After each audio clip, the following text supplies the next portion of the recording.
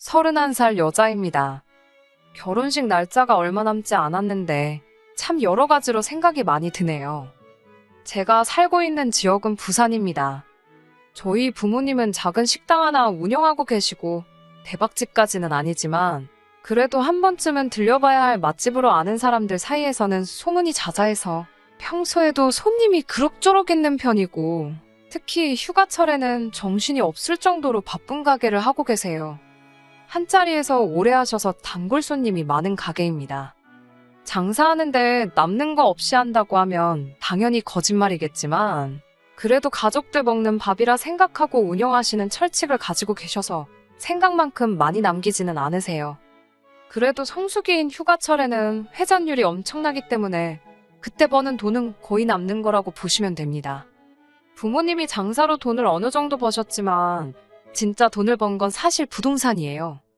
한참 장사 잘하실 때 그래도 큰 돈을 벌게 되셔서 두 분이 가게 접고 은퇴하시면 노후에는 유유자적하게 보내시겠다고 광안대교 보이는 바다전망 아파트를 매매하셨고 세를 주고 있었거든요.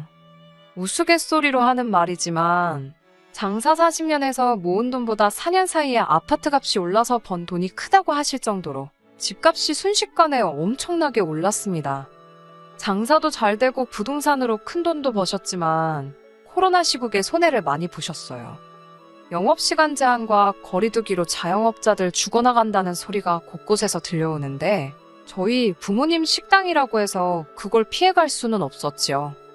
평소 하던 장사에도 타격이 컸지만 가장 힘들었던 게 1년 중 가장 큰 돈을 버는 휴가철이 돼도 관광객 수가 줄어들었으니 그때 버는 돈이 주 수입원이었던 부모님 가게는 타격이 컸지요.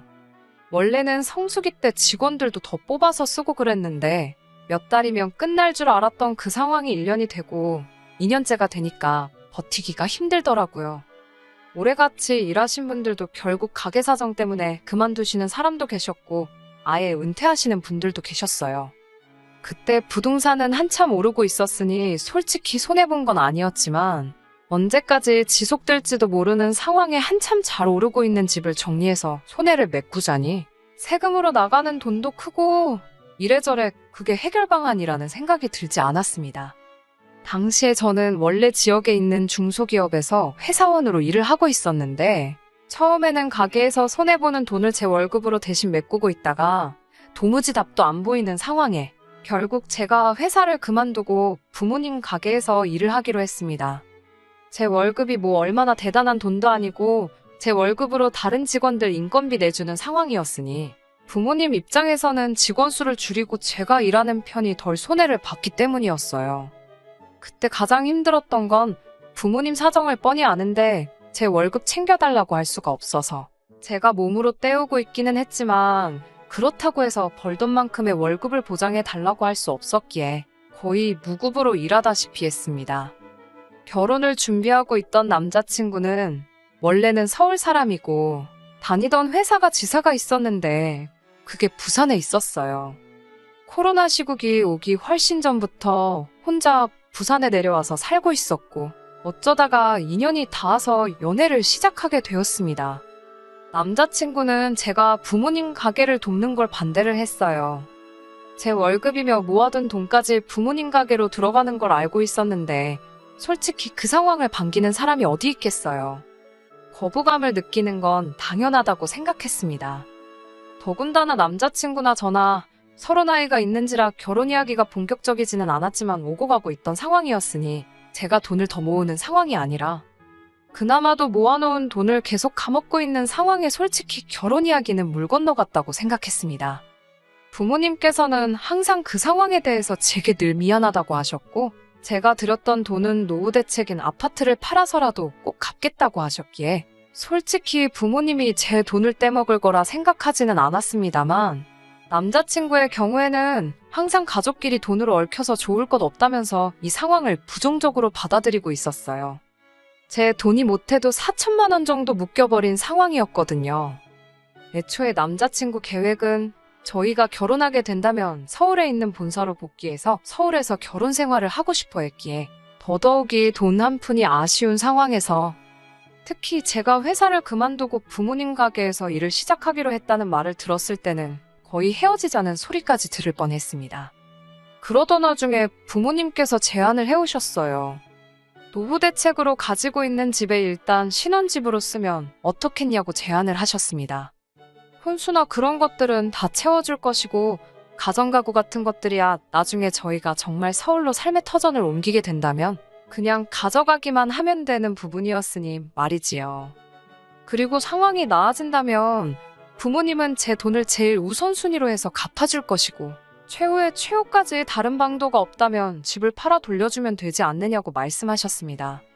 부모님을 돕고 있던 그 상황을 반대하던 남자친구는 부모님의 제안이 나쁘지 않다고 생각했는지 그렇게 하자고 했고 그때부터 천천히 결혼 준비를 시작하게 되었습니다. 그리고 상황은 올해 초부터 점점 나아지기 시작했어요. 사회적 거리두기도 점점 완화되기 시작했고 그와 동시에 부모님 가게도 다시 제자리를 찾아가기 시작했고요. 올해 여름에는 다시 휴가철을 맞아서 가게에 대기표까지 받아서 식사를 하고 가는 손님들까지 생기기 시작했고 직원이 모자라게 되어서 새 직원까지 뽑아가며 장사를 하게 되었습니다. 그때부터는 부모님이 그동안 저한테 못 주고 계셨던 월급도 챙겨주셨고 저한테 빌린 돈도 일부긴 하지만 조금씩 갚아주시기 시작해서 본격적인 결혼 이야기가 오고 가고 준비를 시작했을 때는 부모님이 제게서 빌려간 돈이 1,000만 원도 남지 않은 상황이었습니다. 그때쯤부터 남자친구도 서울에 있는 본사로 돌아가는 게 아니고 지사에 뿌리를 내리고 싶다는 이야기를 해왔습니다. 그도 그럴 것이 이러나 저러나 제가 부산에 남아있으면 부모님 가게에서도 계속 일을 하며 경제활동을 할 수 있었고 부모님이 은퇴하시게 될 경우에는 제가 가게를 물려받는 경우도 생길 수 있으니 여러모로 장점이 더 많다고 생각했던 것 같아요. 거기에 남자친구가 서울 본사로 다시 출근을 한다고 해도 월급을 더 받게 되는 것도 아니고 지사 생활이 오래되다 보니 인맥도 없는 본사로 돌아가는 것보다 지사에 남는 편이 정년보장도 된다는 판단을 했기 때문입니다. 결혼 준비하는 동안은 서울에 예비 시부모님을 찾아뵌 적이 따로 없었습니다. 코로나 때문에 위험하기도 했고 올 초부터는 부모님 가게가 정상적으로 돌아가기 시작하면서 가게가 바빠서 짬을 낼 시간이 없었거든요. 그러다 몇 달 전에 드디어 예비 시부모님께 인사를 드리러 서울로 올라가게 되었습니다. 그런데 거기서 사소한 오해가 생기게 되었어요. 남자친구가 서울 남자긴 하지만 무뚝뚝한 건 경상도 남자 못지않게 무뚝뚝한 편이거든요. 처음에는 그렇게 생각하려고 했어요. 무뚝뚝한 편이기에 부모님께 신혼집을 설명하는 과정에서 중요한 이야기를 제대로 전달하지 못했다는 식으로 말이죠. 처음에는 분위기도 좋았고 사소한 이런저런 이야기를 주고받고 있었습니다. 그러다가 예비 시어머니가 저한테 신혼집 이야기를 꺼내더라고요. 아파트 시세에 대해서 묻길래 부모님이 노후 대책으로 사두신 아파트고 4억에 매매를 했는데 현재는 그게 많이 올라서 10억 정도 하는 걸로 알고 있다고 제가 아는 선에서 대답을 했습니다. 그런데 난데없이 결혼하게 되면 그 집 명의는 어떻게 할 거냐고 묻더라고요. 그 말에 처음에는 남자친구가 자세한 이야기는 하지 않고 저희 부모님이 집을 해주시기로 했다고만 전달한 줄 알고 다시 정리해서 예비 시어머니한테 설명해드렸어요. 말씀드렸다시피 그 집은 저희 부모님께서 노후 대책으로 사놓으신 아파트고 두 분이 은퇴하시면 그 집에서 지내실 거라고 저희는 그때까지 그 집에서 살다가 부모님 은퇴하는 타이밍에 맞춰서 새 집을 구해서 나갈 계획이라고 말했더니 그 말은 금시초문이라는 듯이 반응을 하더라고요. 제 돈이 저희 부모님한테 상당히 묶여있다고 들었다며 저희 부모님은 저한테 빚까지 지고서는 다른 사람도 아니고 딸이 결혼하는데 집 명의를 왜 붙들고 계시는 거냐 묻더라고요. 빚이라고 해봐야 그때 당시에는 1,000만 원도 남아있지 않았고 가장 많이 빌려가셨을 때도 4천만 원 남짓한 돈이었는데 아무리 그래도 1,000만 원 빚 갚는다고 10억짜리 집을 제 명의로 돌려주실 이유는 없잖아요. 그렇다고 그깟 1,000만 원 갚자고 몇 년 사이에 2배가 넘게 오른 부동산을 처분할 이유도 없고 말이죠. 남자친구가 말을 어떻게 전한 건지 전달하는 과정에서 오해가 생겼겠거니 하고 있었지만 실상은 그게 아니었네요. 예비 시어머니는 저한테 그 집은 저희가 결혼하게 되면 명의를 옮기는 게 맞다고 하시며 남자친구도 결혼할 때 돈을 가져가니 공동명의로 하는 게 맞다고 하더군요. 저게 무슨 귀신 씨나락 가먹는 소린가 싶어 남자친구 쪽을 쳐다봤는데 남자친구는 당혹스러운 표정만 하고 있지 나서서 그 상황을 해결하거나 끝내려는 모습은 보이지 않았습니다. 다시 부산 내려가는 길에 남자친구가 그제서야 자기가 설명을 제대로 못했다며 사과를 하더라고요.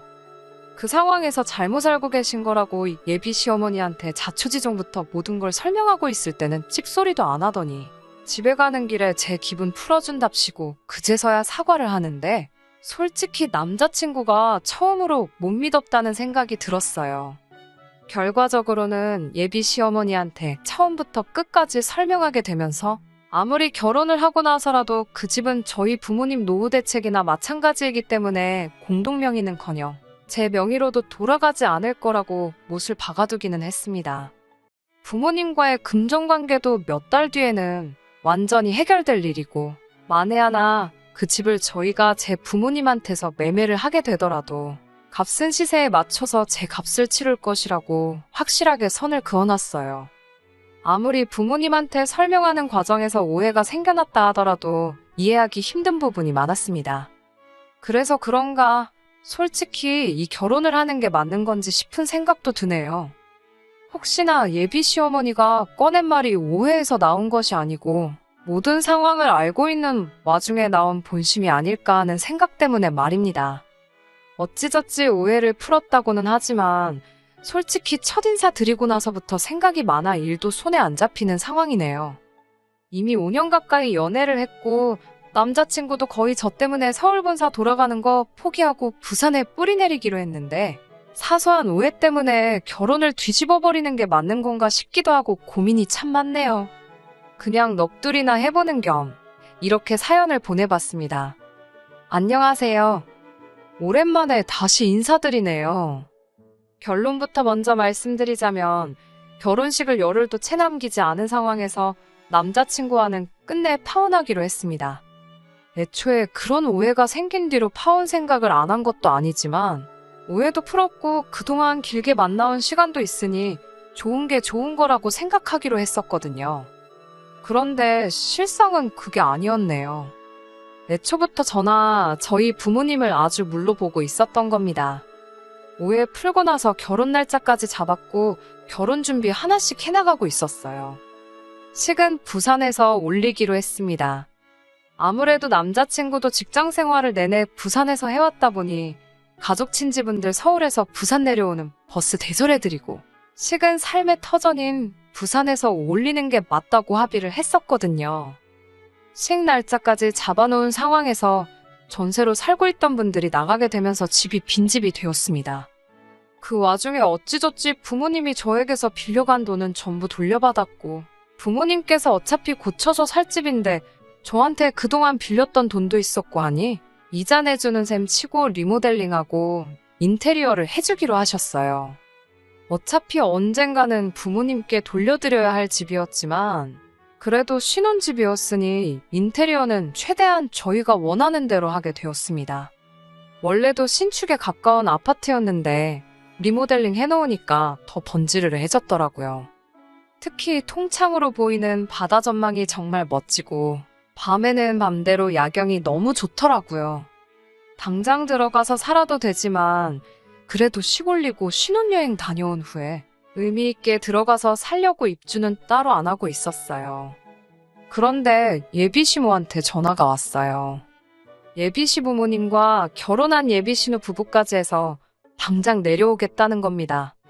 결혼식이 2주하고 며칠 정도 앞두고 있는 상황이었는데 뭐 때문에 오려는가 했어요. 그런데 당신들부터 예비신우 부부까지 올여름에 휴가를 못 다녀왔다며 결혼식 하는 김에 부산에 먼저 내려가서 휴가 좀 즐기다가 결혼식 참석하고 가겠다고 하는 겁니다. 다른 하객들이야 여전히 버스를 대절한 상황이기에 문제가 없었고 미리 와서 쉬다 간다는데 제가 못 오게 할 이유도 없었지요. 그러시냐고 했는데 난데없이 집 비밀번호를 알려달라고 하더라고요. 신혼집 비밀번호가 왜 필요하시냐 물었는데 자기들 2주간 머물 곳은 있어야지 않겠냐며 거기서 먹고 자고 하겠다고 하는 거예요. 듣다 보니 너무 황당하더라고요. 아무리 그래도 신혼집 가구며 혼수도 새 것으로 준비해놓았고 남자친구 짐은 아직이지만 제 짐은 이미 다 들어가 있는 상황이었거든요. 저희도 당장 들어가서 살아도 되는 상황이긴 했지만 기분 내겠다고 저희도 가고 싶은 거 참고 견디고 있는데 그 집이 지금 빈집이나 마찬가지인데 좀 쓰면 어디가 덧나냐고 하더라고요. 그건 조금 어려울 것 같다고 말했더니 빈집 가지고 뭘 야박하게 구냐면서 예비 시부모가 쓰겠다는데 어떻게 거절을 할 수가 있냐면서 저한테 뭐라 쓴소리를 하더라고요. 해명할 필요까지 있나 싶었지만 그래도 그 집이 빈집인 이유를 설명하려는데 기분 나쁘다고 당신 할 말 다 하더니 전화를 그냥 끊어버리는 겁니다. 어이가 없어서 저도 다시 전화 안 했지요. 그런데 얼마 안 있어서 남자친구한테 전화가 오는 겁니다. 지 엄마한테 연락받았다고 하면서 저보고 왜 그러냐는 거예요. 살림이며 내 옷이며 다 들어가 있는데 솔직히 불편하다고 했어요. 아직 그 집에서 살 우리도 하루도 안 지낸 곳인데 새 가정가구며 쓰게 하고 싶지도 않고 혹시나 뭐 망가지거나 흠집이라도 생기거나 내 물건이라도 하나 없어지면 싫은 소리 해야 될 수도 있지 않냐고. 휴가차 오시는 거면 솔직히 부산에 관광호텔이 얼마나 많은데 좋은데 잡아드리면 되는 거 아니냐 했습니다. 그랬더니 다짜고짜 저한테 어차피 장인 장모님 집인데 왜 저보고 집주인 행세를 하느냐고 하더군요. 저희 부모님이 우리를 그 집에서 살게 해주신 게 다 한가족이라 해주신 것 아니겠냐고. 다른 사람도 아니고 이제 한가족이 되는 사람들인데 왜 남처럼 대하냐고 하면서 집 가지고 제가 갑질을 하려고 둔다는 거예요. 그리고 그런 저희 마음 씀씀이가 결국에는 제가 저희 부모님을 욕보이는 거나 마찬가지라고 하는 겁니다. 저희 부모님을 욕보이는 일이라길래 저희 부모님한테 곧바로 전화를 걸었어요. 이러이러한 상황인데 어떻게 해야 물으니 저희 부모님도 그건 아닌 것 같다 딱 잘라 말해줬습니다. 남자친구 표정이 말이 아니더군요. 이미 다 정리된 상황인데 불만이 아주 많다는 듯 계속해서 궁시렁대더라고요. 저희 부모님이 예비시가족 머물 숙소를 구해줘야 한다는 겁니다. 그것도 바다 전망 보이는 아주 고급 호텔 이야기를 하면서요. 왜 그걸 우리 부모님이 내셔야 하냐 했더니 저랑 저희 부모님이 자기 가족들을 집에서 머물지 못하게 어깃장을 부리고 있으니 우리 가족들은 부산 내려와서 어디서 머물러야 되냐 이런 소리나 하고 있는 겁니다. 애초에 결혼식 때 서울까지 버스 대절 비용도 저희 쪽에서 내는 거 아니냐, 예정된 것도 아니고 불쑥 찾아온다는데 그 비용을 왜 우리 부모님이 돈을 써야 하는 거냐고 했지요. 누가 봐도 억지를 부리는 건 자기 자신이었으니 남자친구도 더는 할 말이 없었나 봐요. 그러면 그냥 오지 말라고 한다고 하면서 예비 시부모 바람 맞히는 게 앞으로 네 결혼 생활에 어떻게 돌아올지 두고 보자고 하는 겁니다. 웃기지도 않더라고요. 전 그렇게 오라고 하고 싶으면 자기 돈 주고 숙소 잡아주면 해결되는 거 아니겠어요? 그런데 끝까지 지 돈 쓰지도 않고 자기 돈까지 써가면서 자기 가족들 2주 동안 부산 구경 시켜주는 게 수지타산에 안 맞는다고 생각한 건지 근데 제 앞에서 예비 시부모님한테 전화해서 그냥 오시지 말라 하더군요. 여기서 끝났으면 좋았겠지만 혹시나 촉이 안 좋아서 그날 저녁에 신혼집 가서 비밀번호를 바꿔놨어요. 아니나 다를까 남친 가족들이 부산 내려온다고 통보했던 날에 남자친구한테서 전화가 오더라고요. 이게 뭐하는 짓이냐고 묻길래 너는 뭐하는 짓이냐고 저도 똑같이 따져 물었습니다. 잔말 말고 비밀번호나 알려달라는 걸로 봐선 안 봐도 누구한테 현관문을 열어주려고 그러는지 딱 알겠더라고요. 오지 말라고 내가 보는 앞에서 연락하더니 안 들키면 그만일 거라고 생각했는지 그새 말을 바꿔서 자기 가족들 다시 내려오라고 했던 겁니다. 그날 저녁에 남자친구 퇴근하고 나서 아주 된통 난리가 났지요. 예비 시모가 그러더군요. 너 이래가지고 나한테 며느리 대접받을 생각하지 말라고 하면서 우리 아들이 서울 본사로 옮겨서 서울에 집 얻고 그러면 내가 어떻게 하나 두고 보자 하는 겁니다. 신혼집 공동명의 안 한다고 할 때부터 알아봤다고 시골 깡촌에 살면서 돈 몇 푼 좀 있다고 꺼드럭거리지 말라더군요. 남자친구도 그렇고 예비 시모도 그렇고 뭘 그렇게 두고 보자고 하는 건지 이런 식으로 나오는데 제가 오래오래 두고두고 볼 사람이라고 생각했던 걸까요? 애초에 남자친구가 부산에 뿌리 내리기로 해서 저도 결혼 생각을 한 건데 이제 와서 서울로 다시 올라간다는 이야기를 하는 것도 어이가 없더라고요. 안 봐도 뻔하죠. 기댈 곳도 없고 솔직히 이제 경력도 단절돼서 취직도 못하는 제가 서울 올라가서 뭐 하겠어요? 결혼하고 나서 남자친구는 말 바꿔서 서울로 저 데리고 올라갈 계획인 거고 지독한 시집살이가 예정돼 있는 건 안 봐도 뻔한 일이잖아요. 오히려 술술 결혼 후 저를 어떻게 할 생각인지 전부 다 말해주는 게 고마울 정도였습니다. 그래서 결혼 10일 앞두고 파혼하자고 했습니다. 애초에 처음에 친정부모님 집을 돈 한 푼도 안 내고 공동명의를 한 해 만에 하면서 치사하다 할 때부터 알아봤어야 했는데 남자친구가 중간 역할만 잘해주면 문제없을 거라고 생각했던 제가 잘못한 거지요. 그깟 결혼 꼭 오래 연애했다고 해서 책임감 느끼고 해야 할 필요도 없는 거였는데 좋은 점만 보려고 했던 제 잘못이죠. 끝까지 들어주셔서 감사합니다. 오늘의 사연은 여기까지입니다. 구독과 좋아요, 알람 설정 부탁드리고 더 좋은 사연으로 다시 찾아뵙겠습니다. 감사합니다.